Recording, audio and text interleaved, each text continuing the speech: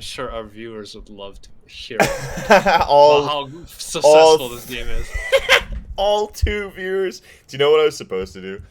I Oh, was, yeah, yeah, yeah. I, What's up? I was supposed to post the last video to that patient gamer thread. Okay. I thought about it all week, dude. I thought about it all week, and I was like, I need to Yeah, do this. I really need to do this. I need to do this as soon as possible before the thread dies. And yeah, I yeah. still haven't done it. No, no. I mean, hey, man, you gave me a task to look up or figure out a strategy for how to get this out. I also let that slip by the wayside. That's the So point, man. I don't know. You know what I mean?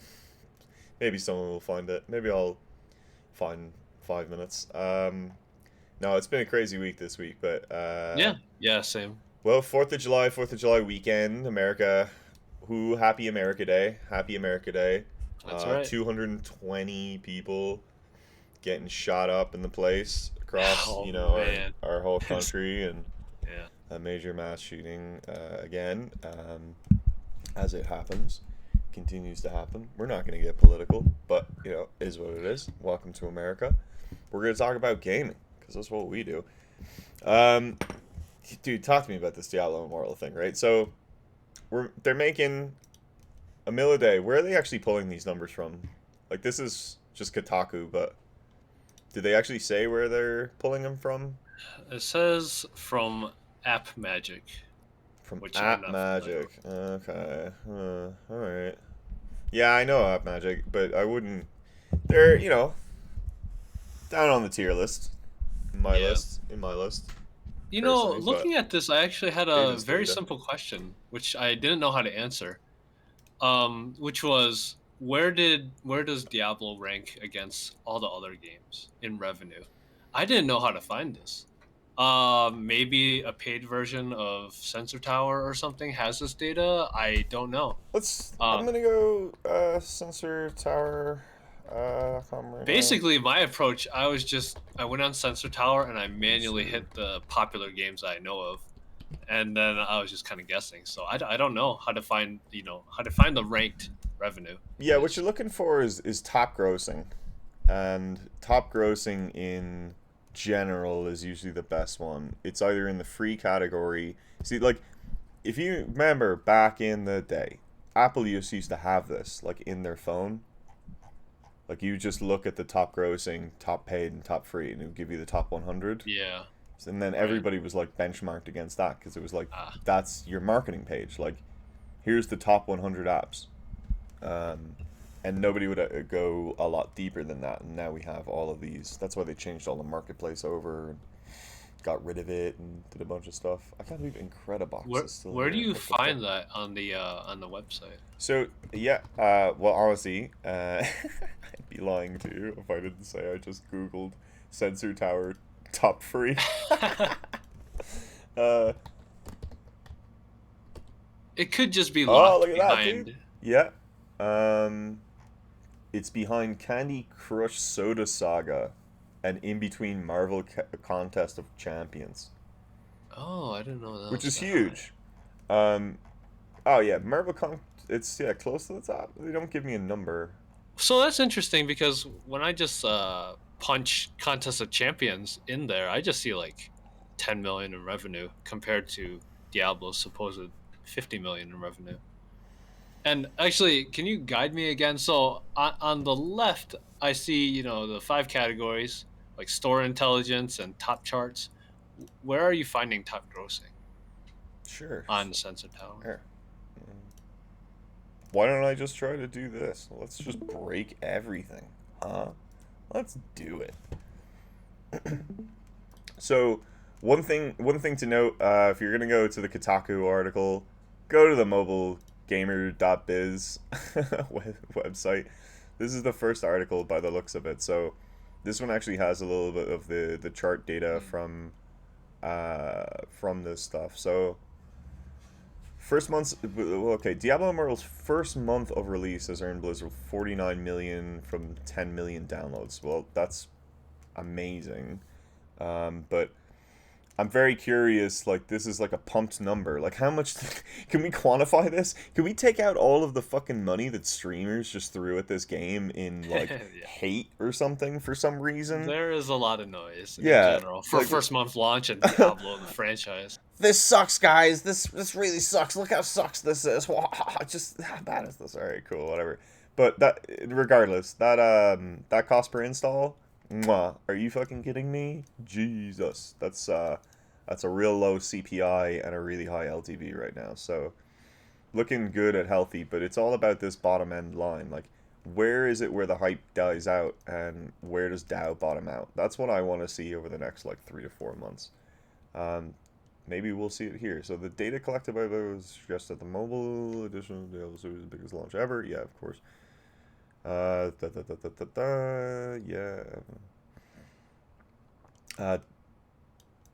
Figures cover developer earnings, so does not include the 30%. Yeah, of course. This is just easy way just to say gross revenue, but is this blended? What is this? Like, wait.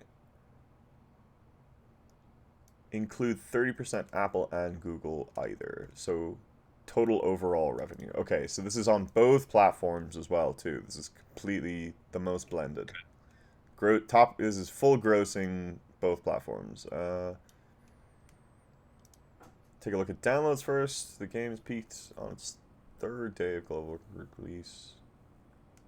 I wonder if they had a staggered thing, or it always propagates out. I guess people find out the news later on.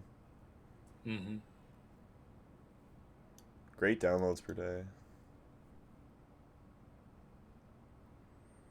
And at 30 days.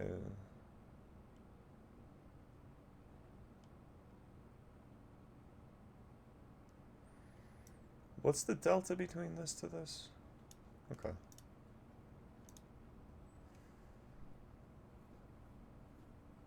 So first week it was 6.5, and that was 10.35. So another 4 mil after 30 days.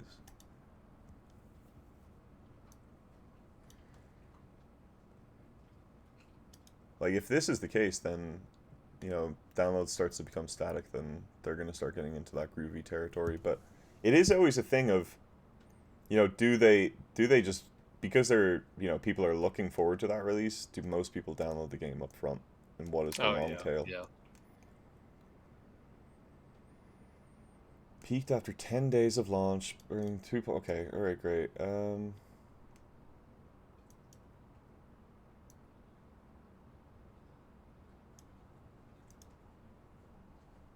Oh, interesting. So they beat Apex Legends Mobile. Yeah. Well, skins versus power, right? Because people didn't have a problem with that game when it came out, but I didn't. Right. You know what I mean? But we've been waiting for Diablo Immortal for a couple of reasons. One, mainly that damn clip where they go and say like, "You got a phone, right? You got a phone, right?" Oh, Oh that my was an god. intentional marketing campaign by Dude. Wyatt there. That dude got a raise after that one. He better get a raise. He probably got his fucking salary cut after that one, and now he better get a raise, I guess. Yeah, so I don't know. Like, let's just look. I think that the game is doing bonkers in money, which is absolutely, which totally makes sense for everything we've seen, up to now, right? Like, people are throwing money at power. You can buy, you can't buy through the levels, as it were, in. You can't seem to like buy through the levels with gear, but you can buy through them with the gems. You can, I don't know, you get the battle pass, you get a few other things, you can just kind of progress quicker. And Diablo's all about efficiency and just keeping on. But it's a very different feel. I don't know. Do Apex Legends players want to go to mobile? So the barrier to entry from RPG to FPS is also huge. I'm curious about that No, one too. I haven't seen I'm any guessing news. as a totally different audience. I don't know how much crossover you have there. Yeah, I wonder what the news was there. Like, Are Apex Legends PC players revolting because the game came out on mobile? It's like, doesn't seem to be. Yeah. You know, they're like, oh great, more fish, because Yeah. I'm gonna Yeah. shoot them Exactly. because they're on mobile. But I guess You know, I there's had no a crossplay. I doubt that there's crossplay. I played it for like 5 minutes and couldn't You're do probably like, I anything. don't know how to. Yeah, exactly. I had a question about the top grossing. So, to my knowledge, I thought Genshin Impact was by far the most revenue out of any game like pretty much ever of all time. But Genshin is placed like I don't know 20th on this top grossing. Okay, in terms of games, it's like No. number 5, behind Candy Crush and Clash of Clans. So what's going on with this chart? Is it accurate or? You see, these are not top grossing. I doubt that. Well, let's just. I don't know. Let's just see. Maybe they have their methodology in here. Um, Usually these things are just top grossing for now or over a period of time. You know what I mean? Like they never used to be like top grossing of all time, like an accumulative number. Like this, Yeah. this is if this is what you know. This is like on the day. What is like kind of the top grossing stuff? Huh. So, Clash of Clans is way up there for sure, but by no means is Genshin Impact like one of the top grossing games of all time. Up here, yeah, Interesting. yeah. One, game hasn't been out long enough. Two, it's not really like it's probably not the platform that's going to do the bonkers numbers, right? Like Clash of Clans will do bonkers numbers because it monetizes war, like direct war, where you have your army and I have my army and I can completely zero you out, right? Like I can take everything away from you and you have to completely rebuild and buy back your time and do all of these things. There's guilds in that game that have, and in Game of War that have spend limits, right? You have to spend this amount of money per day or you get kicked out of the guild. Like they need you warring, they need you always doing it, and that vie for time means that people jump in and spend quite a bit. But also these games just have much better optimization around those those purchase moments, right? They've Yeah. they've kind of trained their players into that moment and said like, hey, if you really want to get into the topper places, like this is how you're gonna do it. Now, I think this is where why you don't see Clash Royale up there too. Is like I can't just buy. You know what I mean? I buy all the boxes. I get a permanent economy. A permanent economy. Once I get those things, I have those things.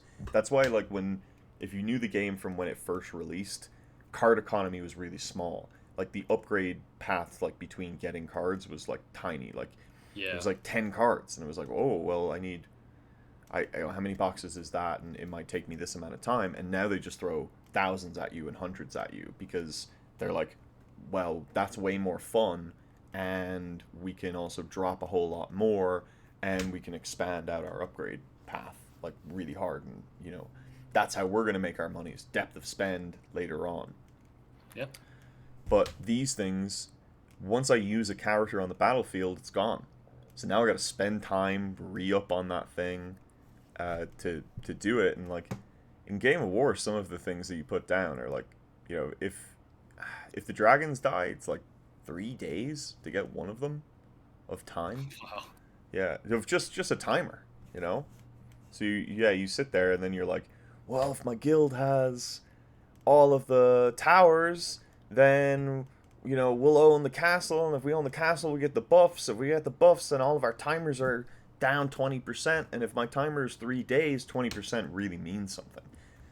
And then it's like the rich get richer, right? So like, then the other clans go and say, wow, they got the buff, we need the buff, so maybe we spend a little money, buff up, and then beat those people and beat them down. But it's hard because they're on defense, so now need more power to beat them, so it's like even more money. And then every time something dies, you're like, wow, well, we can't stop now, we gotta go.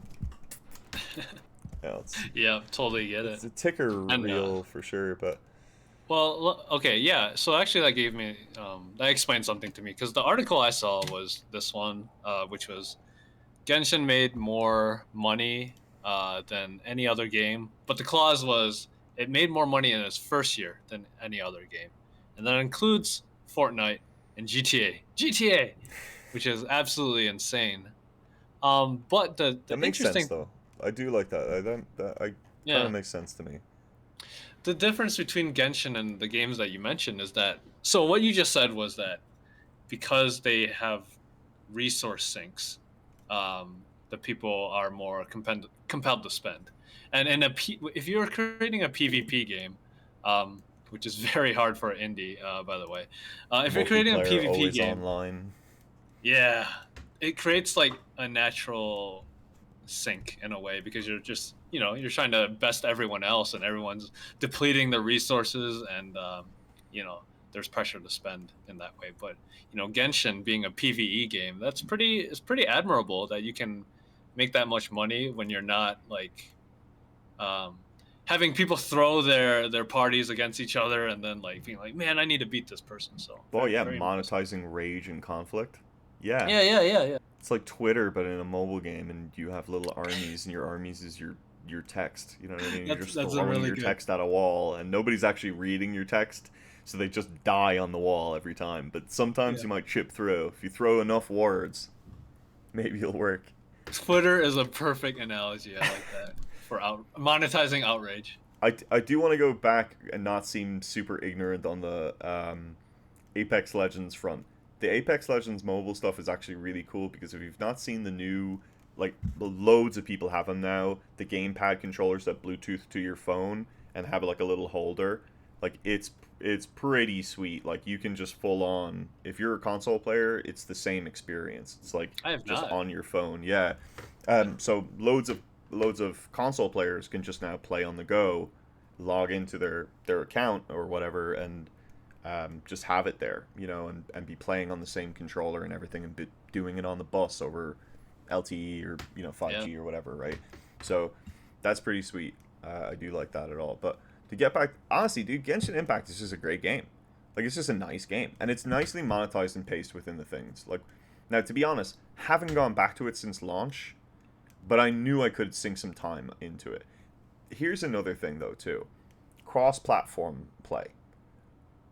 What have we been talking about since the first one of this? They're all going to mobile, right? Being a cross platform is way more important these days for retention as well of all of your player base.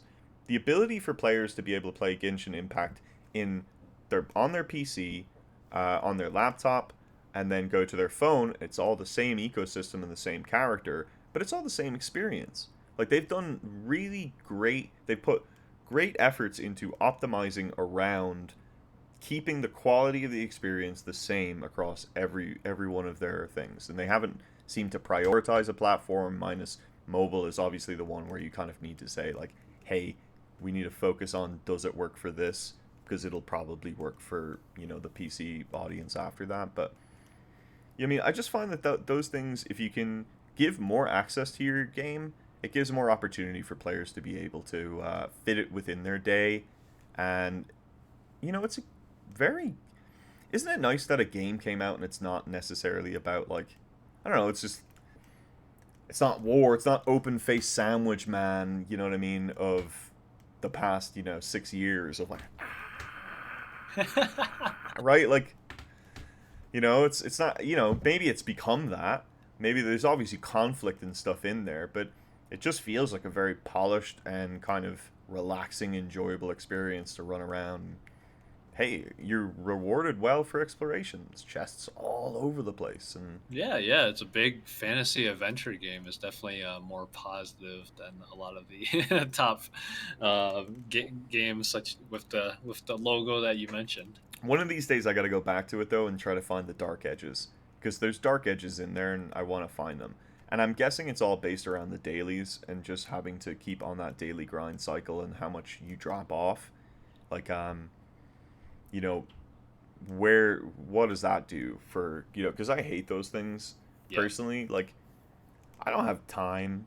And Duolingo actually is, if you're ever going to try to implement something like that for any other mobile game or at all, go look at like Duolingo or any of the language apps that keep streak bonuses, right? Yeah. Some of these games or games, education apps too, are really helpful here in the pattern because Duolingo specifically, if I remember correctly, um, allows you to save that time. You can like basically like buy with the gems that you've earned through play a moment of buying like 2 days away from the whole thing, so that you can save your progress and save your streak, and not have to worry about it for a minute. And I mean that's pretty enjoyable. Now it's got secondary loops where it's like, well, if you don't have any of that currency, you can't save your streak. But if you didn't didn't kind of play a whole lot or do very well, or maybe you're a free to play user as well, you probably don't have a whole lot of gems. You still also can't save your streak. So they're always trying to push you for that subscription, but you Yeah. know, Duolingo's pretty good. You know what I mean? That's the game to study. It's not bad. You know what I mean? Yeah, yeah, literally study. Yeah, go study Finnish. That's what I tried to do. I got through a couple of the lessons, and I Okay, tried it nice. for a month. I liked it. But I'm dumb, and I don't know why I picked Finnish. Yeah, yeah. I haven't ever stuck with it myself, but I've had the experience. Oh, for sure. Do you want to just go? We can just go try to look at. Genshin Impact made more money in its first year than any other game. But that could be true. More money in their first year is definitely a thing. Yeah, yeah. You mean because all these games like ramp up.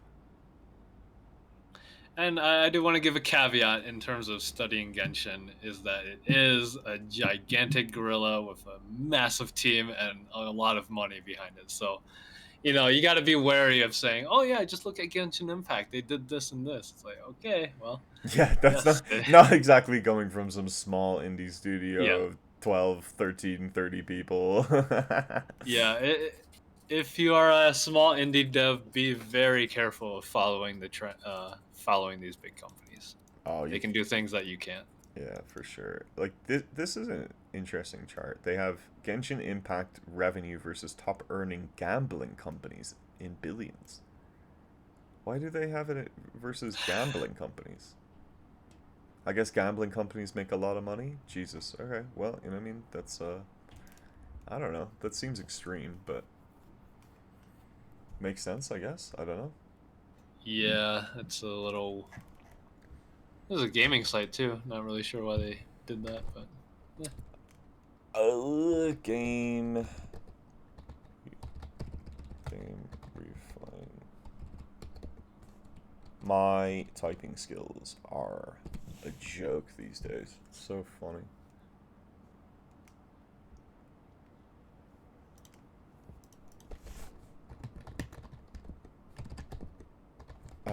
Let's go try and find some other numbers from a different website. Yeah, I know. I know that they throw around the revenue numbers often. I see them, just on a basic Google, but it would be nice to see some comparisons.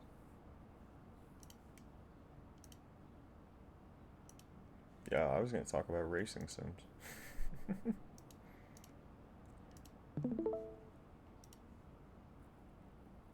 An email verification? What are you talking about? I already have an account. What's going on here? My account got closed.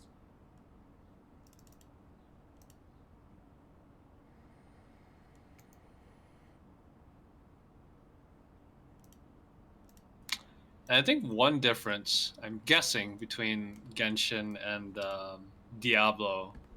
So according to one of these sites, the monthly active users are still increasing for Genshin, which I guess isn't terribly surprising. There's a lot of word of mouth that goes into Genshin, but it will be difficult, I think, for Diablo to keep gaining monthly active users, especially once Diablo 4 comes out and then just like really cannibalizes that audience.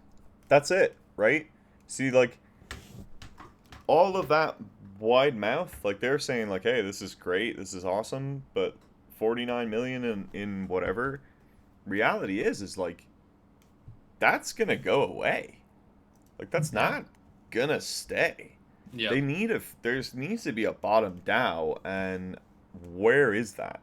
Uh, they've blown their load basically in the first month because of all of this, and of course, you know, free to play games. This is why we say it's a long tail system. They're a long, you know, the point is that they are supposed to be there for years with active players the whole way through. So Genshin Impact is, you know, I mean, set up to even make more money later on, which Yes. is Yes. the nuttiest thing about it.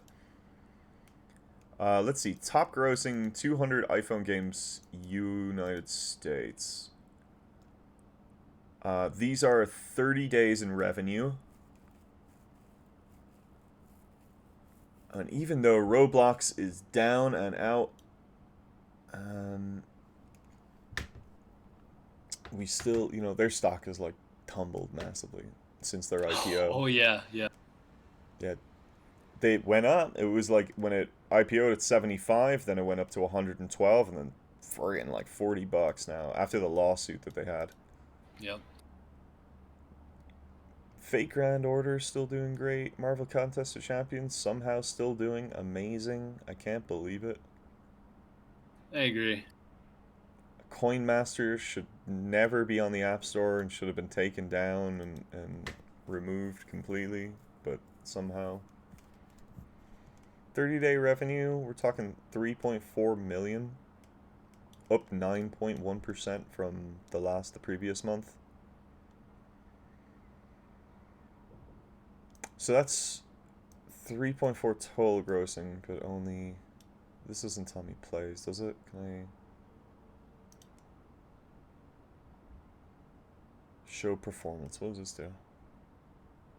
Oh, nice. Revenue and downloads.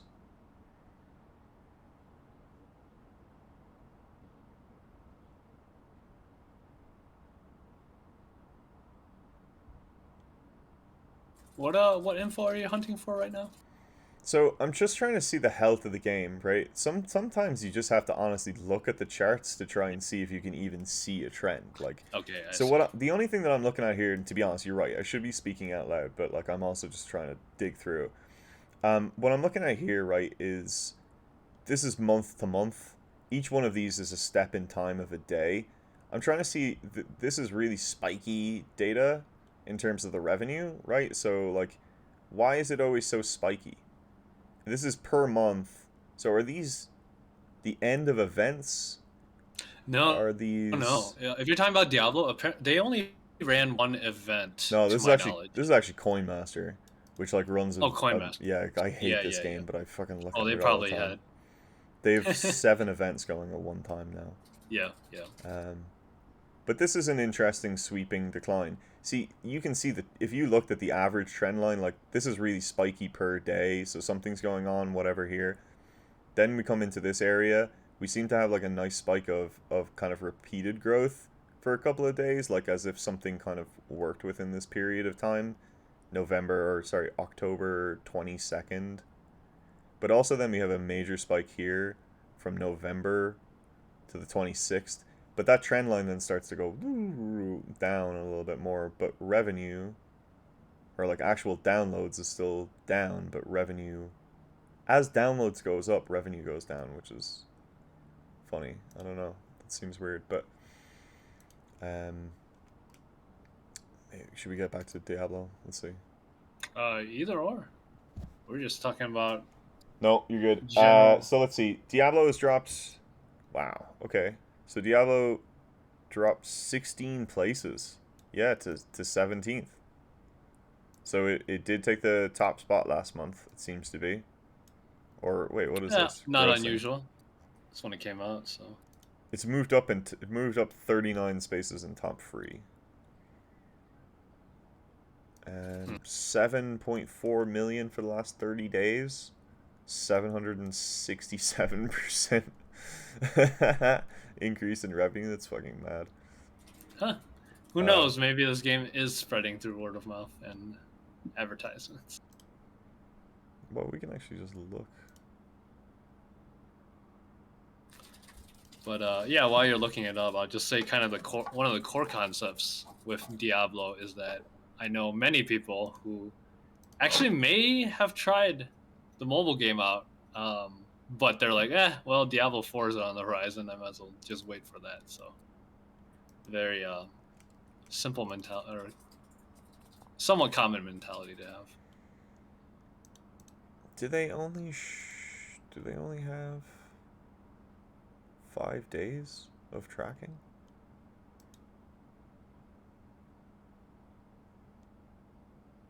June 1st to July 5th. Okay. So this is the first update. So where was the second one?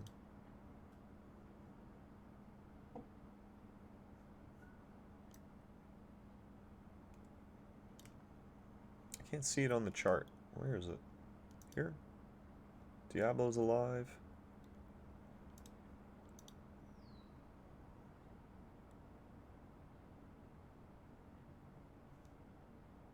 I can't, yeah.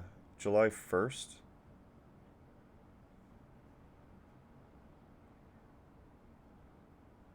July 5th. Oh, it's literally, okay, the end of the chart. Okay. Yeah, they haven't really done anything. But this just What? looks like, that's downloads there, right? So kind of now settling at about 13,000 downloads a day. And this is like a nice, this is like a healthy spiral down, because this kind of tells you that Oh, the players who are playing are kind of sticking around, interesting. right? Okay, so higher Some of them retention than I expected. some of them are falling out. You can see like these are the some of the fall lines, right? Like, oh yeah, cool, but this is decay over time, over like almost 30 days, right? A little bit more than 30 days. So there's always like a moniker of um, if players spend money, they're usually going to retain better. So the Yeah, quicker that you can get them to part with their wallet, the more that they're probably engaged with that product, but the more that they will be engaged for longer. So yeah, if they're getting all of that burst of downloads up here, all of those people are buying and then buying into this economy, but like they're maybe wavered about it, they may still be mad about it, but they might still be trying to push to the end because they want to play through every Diablo experience.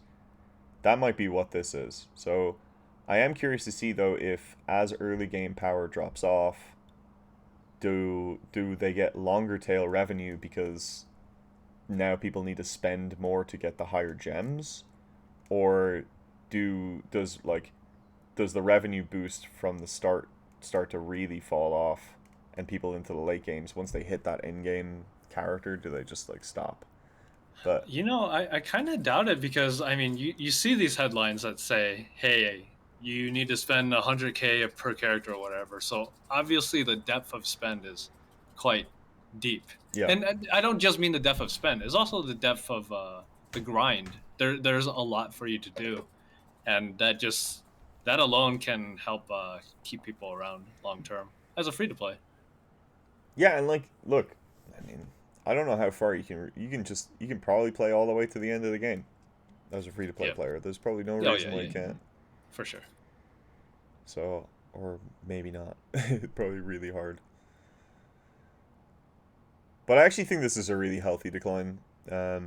How far this really goes, and does this really fall off or just hit a point of no return? I'm not sure.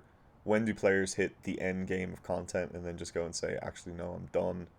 But it seems like most players are continuing to play the game, and as they play, they gradually fall off. But not like what I was thinking was happening was just like a Right. humongous cliff where because you would think that possibly maybe you would think if you're hmm, if your revenue numbers are tied to how many players are playing within the game, you know what I mean, just like any mobile game like this, if players aren't progressing, there's no reason for them to spend. If they don't see a reason to progress, There's no reason for them to spend.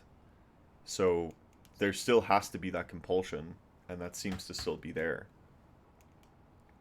Yeah.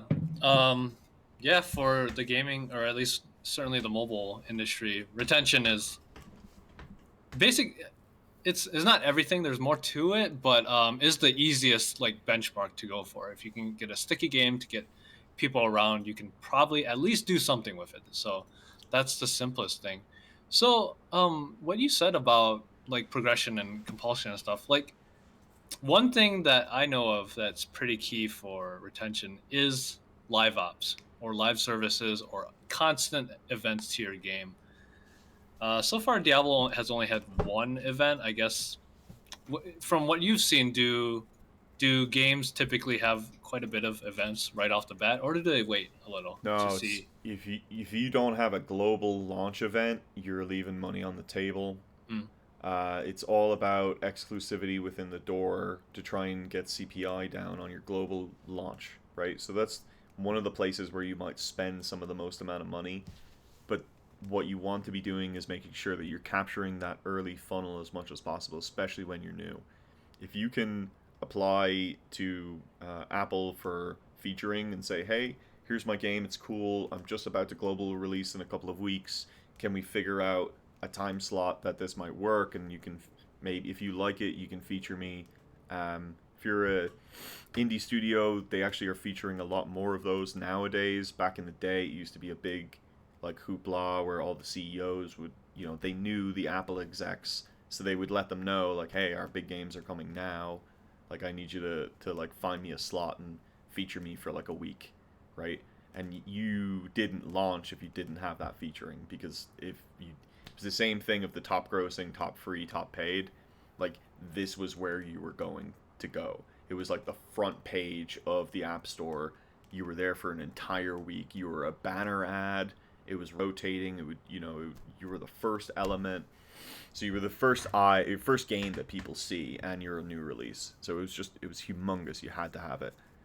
Still have to have it, or still try to aim for it. So don't feel like you can't just reach out to Apple, go through their App Store Connect, and see if you can try and work a deal.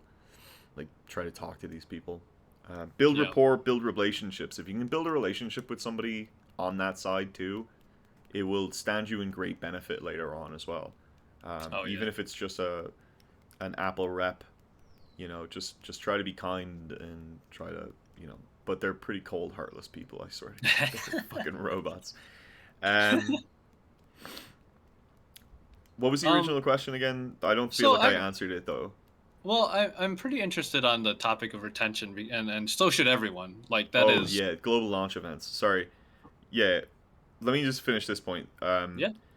Most 99% of like mobile games that go for the casual audience or any of these puzzle things, they have live ops running all the time, and they're running now all the time from the very beginning.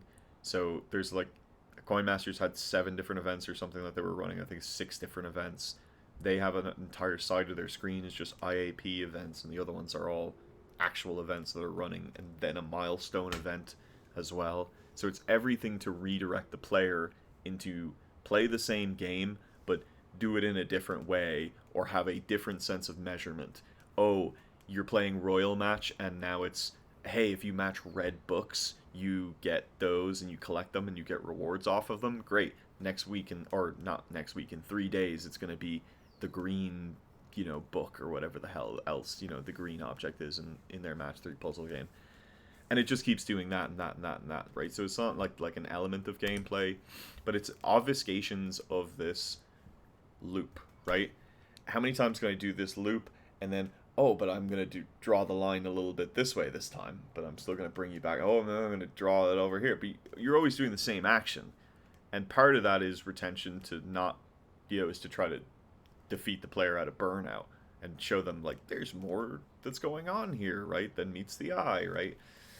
Whereas Diablo Immortal just has a game. They just have a game. Like the game works. They've got Yeah. get up to the end of the thing and kill Diablo. You know what I mean? Progress to the end game, and they don't really need the live ops right now. Also, I don't know, as a franchise, have they been really great at that? Like Diablo 3, what was it, Reaper of Souls? How, you know what I mean? How long ago was that? You know, like they haven't supported this title with any of those things for ages, but I would not doubt that they were just working up to the release. No, they have it planned. If you don't have your at least like a major event planned, if you're just making a general mobile game, then you know, think about it, figure out how to put it in because you're gonna need it. It's a content treadmill, but you know, it's to have some content up front, but you know, don't waste that early funnel. Like if you can go and say, "Hey, come into the game and you get this exclusive item. And it's the first month and it makes you cool and you can show it off," or "Hey, it's loads of currency and loads of progression." Get people into that early game funnel when you're doing your global release. It's really really important. Yeah, Diablo 3. So first off, that's a retail game, so they already made their money, and so they're not naturally as incentivized to keep updates going. Of course, there are other reasons you want to do that. Now, I think Diablo 3 did have True. seasons, where every season you can reset and start a new character for various prizes. I had stopped playing by the time they got into that, so I'm not sure how big of a change those were. But I do know Path of Exile, which is a free to play game. Sure, yeah. That game they also had pretty big updates, and they were um yeah, they're big content updates. I remember seeing one. It was like, this season we're gonna have a heist. This is gonna be heist themed, which is crazy for action RPG. That's a new concept. I've never seen that. So these games can, even though their core is so solid, they can still continue innovating and doing their version of live ops in them. For sure. Like if you want to go back to the original thing, you just want to know like KPIs are big, right? Your key performance indicators. One of the things you'll notice, and like, well, you know, the commercial side will always talk about how much money something makes, and we use monetization as this benchmark of how healthy a game is. But that's what the sales reps do and the execs do, and that's what all of the marketing care about, and that's what like the because that's what top line revenue matters at the company, and do we have a job and can I get my bonus at the end of the year, right? That's what matters. But what actually matters to the game developers is retention and engagement. Yeah. Those are number one and number two. If I can tell that a player is staying for 14 days and is playing maybe 2 to 3 sessions a day, hopefully, you know, over 20 minutes a session, I've hooked you. You're in. I got you. I know the game is at that point. I say the game is fun for you. Not the game is fun, but the game is fun for you. You enjoy the game. You like it. You seem to be having fun. How can I expand upon your experience and maybe make you pay for it? Right? Uh, I think Clash is like this as well for me right now. Clash Royale is like I jump in every single day. I always go get my tray of goodies from the store, and then I play a couple of rounds, and then I find myself like coming back and playing, you know, playing rounds. But I haven't spent any money on my account. I got like nice free to play account going, and the events are, you know, I'd have to pay to get the end game stuff there, and get the emotes and fun expression stuff, but I don't really care for that. So, you know, I'm fine with what I'm doing, I guess, you know? Some players are like that, but Yeah. I might You know, convert. what you said about the salespeople just looking at money and stuff. Yeah, I'll say this about a lot of especially larger companies is they will kind of like we did earlier. They will go to whatever site like Sensor Tower. They'll look at the top 20 grossing games, and they'll look at the features of each one and be like, okay, well, obviously, if this game is in the top 20, we need to have this feature. And it's a lot of it's a lot of incorrect analysis, but it's also kind of difficult analysis. There's actually something I want to here. Let me share this picture with you, Yeah. Yeah. and then you can put it up on stream so we can look at it. So let me know when you put that up on Got it. a stream. Okay. So this was something I was looking at recently. Let's talk about retention fundamentally, not just like, oh, mobile tips and tricks, do live ops. So this is the current fighting game, modern fighting game landscape. And I think somebody who's not into fighting games will make a lot of mistakes just eyeballing this. So, for example, let's take the top one. So, Dragon Ball Fighter Z, this all-time peak is 44K, Yikes. which yeah, so Yikes. it is more than any other game on here. But if you look at it, it doesn't have too many players compared to the other games. So, um, the conclusion that you can probably draw from this one is that Dragon Ball as a franchise is just super popular. It got a lot of players, and then a lot of them just dropped off. Maybe they had their fun playing as the 12 different Gokus in the game, but you can see that the retention is not very high because you have a franchise that drew people in, but the gameplay they couldn't get people to stay. It's Yeah. still successful, I obviously. also might say that an all-time peak of 44,000 players is not that much. Yeah, no. Uh, compared to other genres, fighting games are quite low. Yeah. I'll just cover one more number here, and this is probably the most deceptive number. So okay, you're like okay. Oh, first off, ignore DNF Duel at the bottom because that's a brand new game just came out this Hmm. week, so the numbers are pretty inflated. But you might look at Tekken, which came out. It says 2017, so 5 years ago, Hmm. and it has the most players. So you might look at it and be like, okay, this game is the one that has the most retention. So let's copy their mechanics and other things like that. But that's also deceptive because you might not pick up on this if you're not familiar with the genre or the industry. And I think one of the reasons Tekken has such high numbers is that it's actually the only 3D game on the market. It's the only 3D fighter with sidestepping and sort of stuff. Every other game is more like Street Street Fighter Fighter. 5? Yeah, no, Street Fighter. Oh, Yeah, they no. exactly. Uh, And they're very different games. Soul When Calibur doesn't have that. I thought so they it had does, that. it does, it does. To be honest, I don't know why Soul Calibur 6 tanked so bad. Uh, I don't know. Um, it was kind of it lasted for like a month or two, and then like everyone stopped playing it. So Hmm. I'll ignore that for now. But yeah, like the competitors for Tekken are like Virtual Fighter, which never took off in the states. There's Dead or Oh my god. Alive, which Oh my god. Hold on a sec. Dead or Alive, I think they realized they could make a lot more money.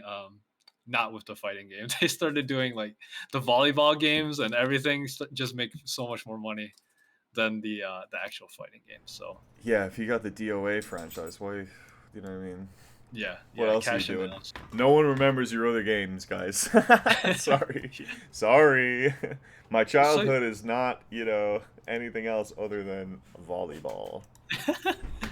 so yeah, so Tekken basically doesn't really have competitors, Oh but they my. also have a pretty deep system, and that's why they have these sort of numbers going. So I just want to bring that up because if you don't know your genre, you might fall into a lot of traps with just looking at numbers with no context and just making the incorrect call.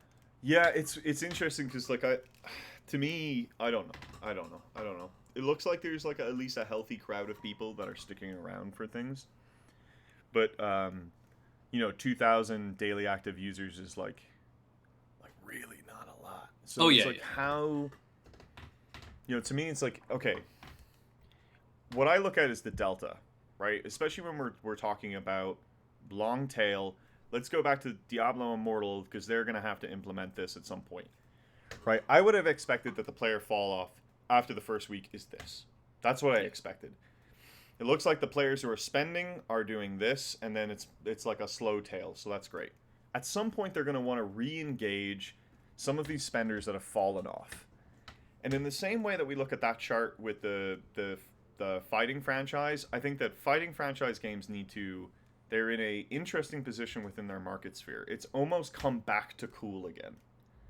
I think that the fighting game community has like bolstered it's the only place where you can trash talk still. It's the only place where real hype like happens where like it is real just people like people hyping themselves up like boxers to go fight a fight, and that is going to hopefully draw in more users. And as we talked about last week, with Riot's perfect positioning of their stuff, right?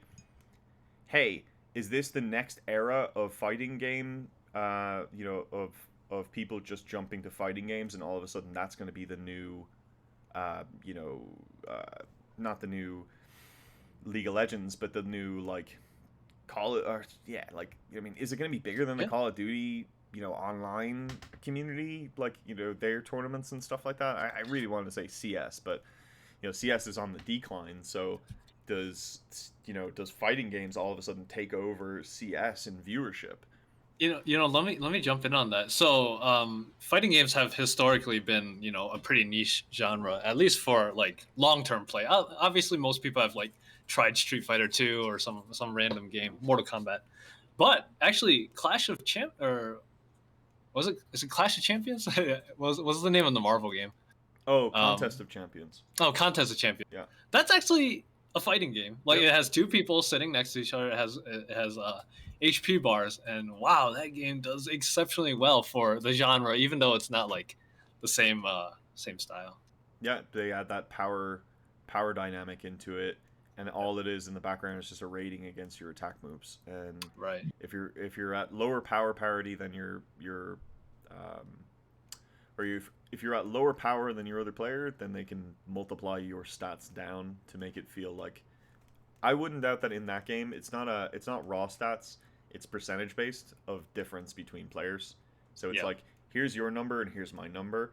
That means then depending on how far I am away from here, all of my stats are actually multiplied down so that you can just kill me so easily and squash me like a bug. So that like I have the feeling of power and that's Absolutely. compounded. It's not raw stats, Yeah. which I think is you'll see that a lot more in mobile than you will see in PC in terms of like game balance methodologies. But looking at that chart again for the Street Fighter stuff and re-engagement, 44,000 peak. Let's just take the Dragon Ball Fighter, right? There's still Uh, 1,600 players playing right now. 44,000 players were playing it. That's a steep curve where you go and say, "Hey, that's a lot of players that played this game, own this game, never play it. Can I re-engage those people? Like, how do I do that? How do I build a campaign that re-engages some of those people to try and bring them back to that franchise? yeah. And Uh, how much worthwhile really is that? I mean, that's to me, it's better to keep people playing your game rather than hey, we did a release and they bought it and now they played it for 30 minutes and never played it again. Yeah, with fighting games, the only content updates are usually DLC characters. So to re-engage them, hey, you're gonna have to pony up 5-10 bucks to come back. It's definitely not the same as how mobile games re-engage you. Why have fighting games never adopted the lore into their major side of the game? Right? Like Yep. Tekken has one of the dumbest lores in the entire world. They try to expand upon it over time, and it's obviously in the single player campaign. But why do they never try to like really drive it home super I th- hard? I think it's a legacy thing because these games came from the arcade, and nobody's just sitting in the arcade wanting to pop in a quarter and read a book. Oh, true. But you made an excellent point because there's only one game on there with a lot of single player content and a lot of lore, and that's Mortal Kombat. Hmm. Mortal Kombat sits pretty at the number 2 slot, and honestly, you can say it's number 1 because again, Dragon Ball Fighter Z is kind of a unicorn because they're using a huge franchise. So Mortal Kombat is technically the most successful fighting game franchise, and I believe wholeheartedly it's because of their single player content, so people can hop in, like you said, unlock and explore the lore and do a lot of things without having to get beat online. I also look at that chart and I think about cannibalization. One of the things Yeah, that you'll learn is if you're releasing a game that's a sequel to another game, uh, as a developer, That word gets thrown around a whole lot, especially in mobile. And the reason is because if we already have a game that's live and doing well, as soon as that second game comes out, well, the players from the first game go to the second game. This is something that Overwatch developers had no fucking clue about and have continually to biff over and over and over again. But, don't worry about it, Blizzard. You only had 10 opportunities to hire me, okay? But, it's fine. Everything's okay. I'm not bitter about it at all. I would have gone for a sword and shield too, you motherfuckers. The the thing that you will find is when those players come over from game 1 to game 2, the communities fragment. And Yeah, you will see low DAO on both sides. And in some games, they need that amount of DAO to be able to feel like a healthy ecosystem. So in a fighting game, if you release from 4 to 5, then the players from 4 are now spread across 3 and 2, depending on how far they go back, right? But like if we're talking about Soul Calibur, like just as you were saying like a while ago, right? People like Soul Calibur 3 more than they like Soul Calibur 4 or 5. So it's like, so now all of a sudden you've spread all of these fighters across your franchise rather than unifying them across one global platform and said, hey, like we're moving in this direction and we're going to keep playstyles for everybody, but we're going to innovate and continue to change up the formula.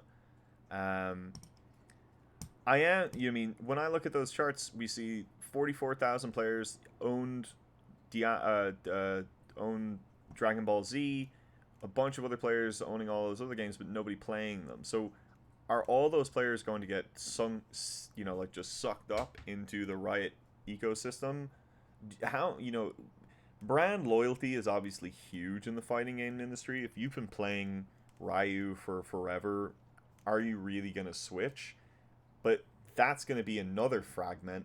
It's going to be, why am I going to go to the next Tekken game when I can go and just play the other game that has all of those other players now that have just gotten sucked up over?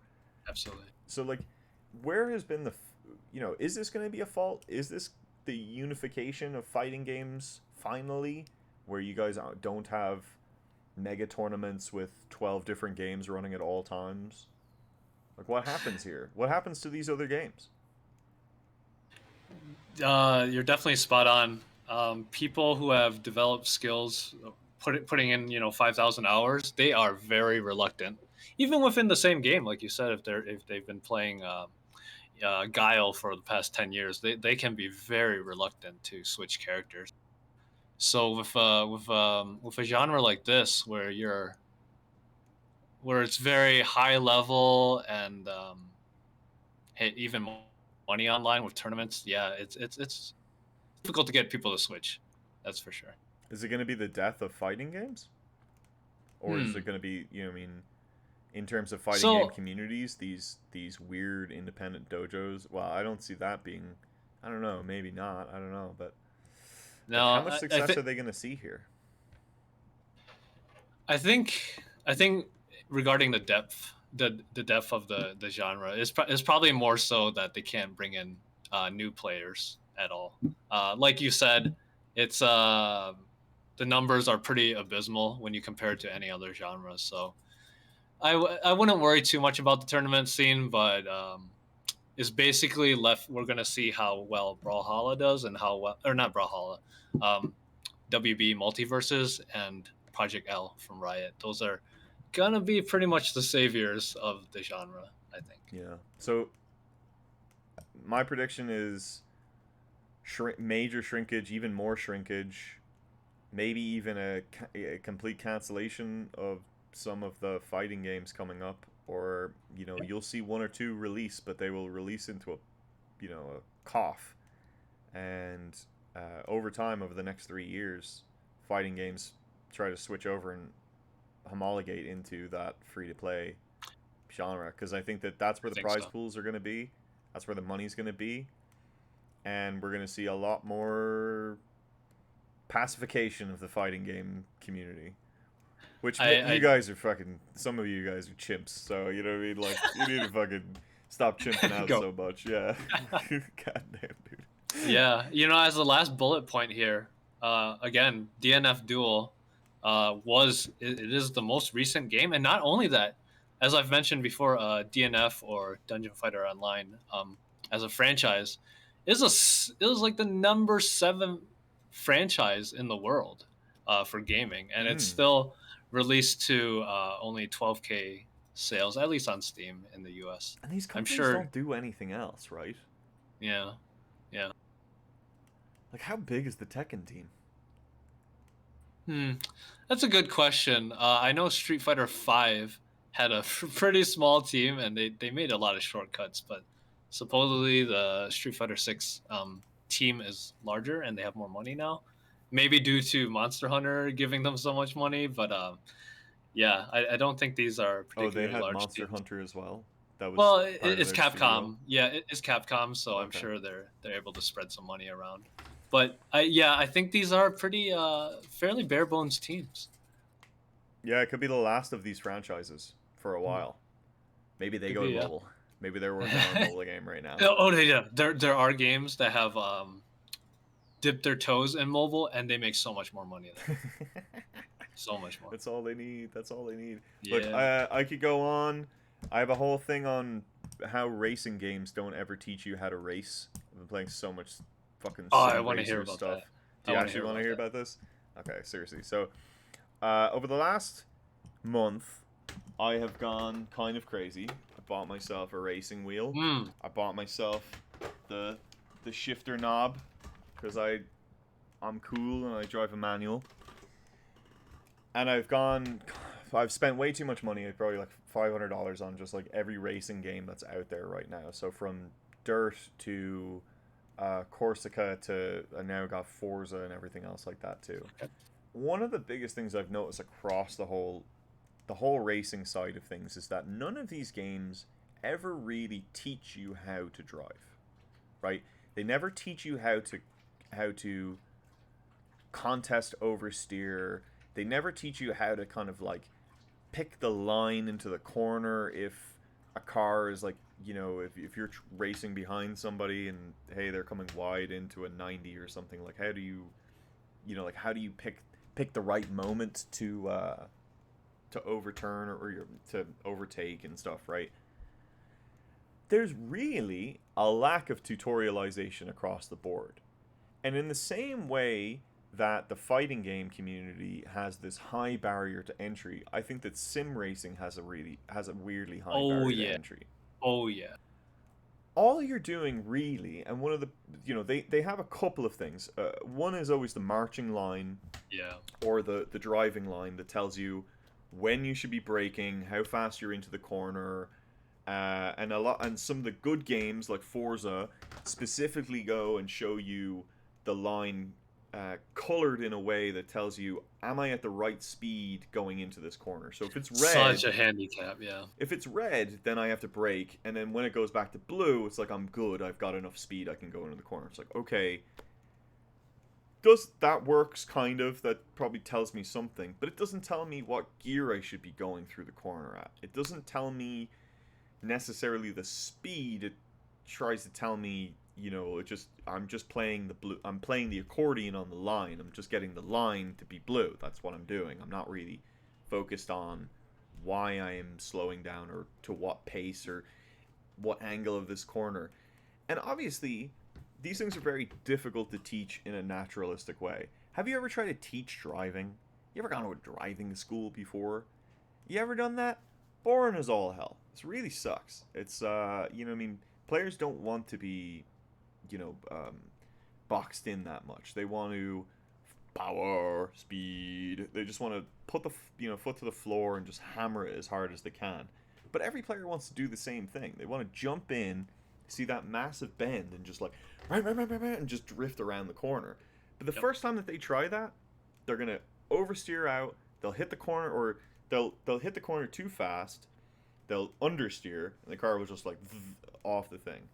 And they'll do that 3 or 4 or 5 times, um, with no help. Like player wants to do this, but no real direction on how to do it. Right? Like these things are supposed to be very tuned. They're supposed to be realistic and lifestyle cars, right? So if I make one mistake, then I'm out, right? Like, so, but we don't want to be doing easing on the players driving too, and we don't want to make it too easy because then it's not going to feel real.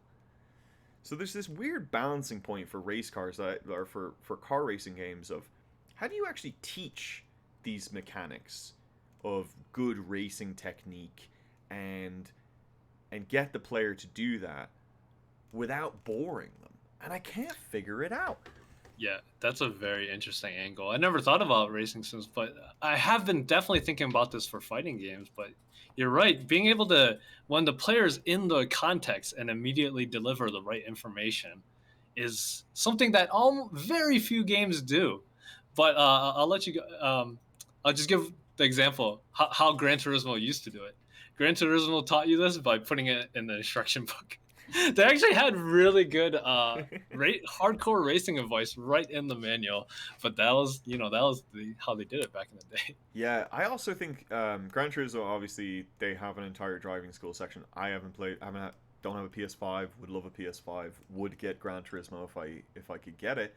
But I mean, I don't know if they have a driving school in their newest one, but GT3 had one, and I Yeah, think GT2 had one yeah, too. I think they all do.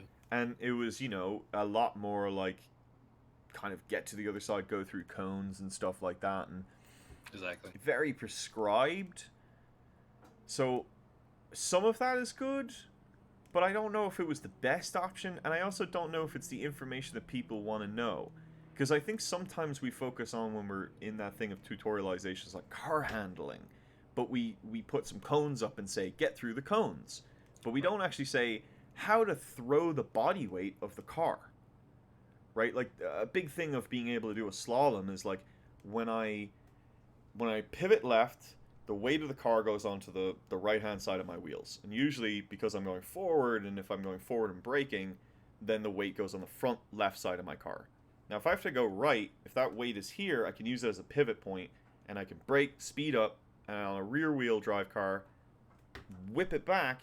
It will flip the weight of the car then to the front right wheel, and now I can just drive in behind that and I'll power slide. But we don't is that how do you teach that without being technical, but not without just saying, here are some cones? Because there's a very Japanese thing, and you'll see it in a few different animes where a master will just hand a prodigy a thing of water, or dude, if you're an initial D fan, I mean, you Yep. just here's your water, roll the water, right? I just watched JoJo's there the other day. Don't spill a drop of wine. Beat this guy. If you drop a drop of wine, never come back to me. It's like, okay, great. Yes, the player needs to kind of find their balance and probably find their style and find the feel, because that's a lot of what it is.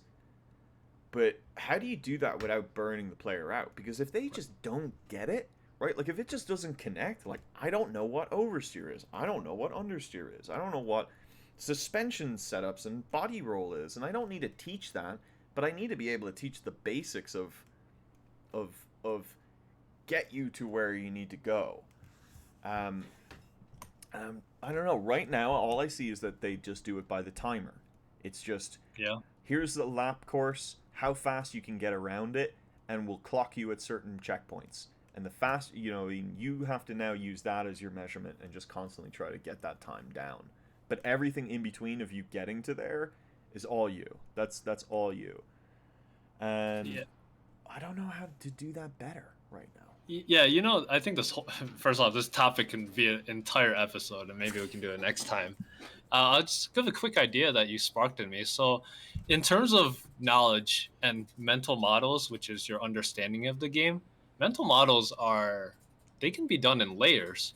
For example, when you're racing, the amateur or beginner might just know I need to slow down before I turn, and then later on you can add, oh, this is the concept of the tire traction wheel, which is understeer and oversteer. And then the advanced person might know, yeah, about the body weight shifting in the car. And those are just layers that you just learn over time, and each layer lets you do just a little better every time. So it would be interesting to see a tutorial that kind of taught in layers, um, which helps your overall understanding. I've never seen that before, but that could be applied to every genre. Yeah, like look, fighting games that you were talking about fighting games being like chess. If I could Yeah, just in a scenario do an RTS version where it's turn based or you know like a turn based strategy. So as soon as my character, I get one move and you get one move. yeah, I go down and you go up and you jump. Now we go and say what are all of the ways that this person's going to do and then I know what my box is, right? I know from this pattern when I'm in this position and they're in this position, these are my options and this is absolutely. the one that works the best most of the time. And I've maybe never seen anything like that, and that's a great idea. That's yeah, a brilliant idea. it's even like they sell that time, you know, the frame data and stuff, Yeah, but like that's where I would put that is like yeah. show me that this was 4 frames, show me that their jump was 5 frames, show me that their next like their timer is now like a they need one more animation to play or like one more frame of animation and now you can attack. Like as soon as I get into that, can I have that moment of RTS where it's like everything stops, here are all of my options, pick one and let's see what happens, and maybe I can replay and go back to that position if what happened didn't happen, and then That is, I can actually find the 30 point combo, you know, yeah. between it rather than trying to do it in a goddamn microsecond. That exactly. That's one of the best fighting game onboarding ideas I've heard actually. And I'll just say like one of the most obtuse concepts in fighting games that you most people don't know as a beginner is that you kind of take turns in the game. You can't be attacking when the guy has advantage over you. So yeah, something like that, slowing down the game so that you're not panicking, trying to watching your HP go down. That'd be a Okay, great way to help this build the your last mental model. this last 11 minutes we'll pull out and we'll just build it ourselves. There we go. Cool. All right, thanks Calvin, All appreciate day. you, bye.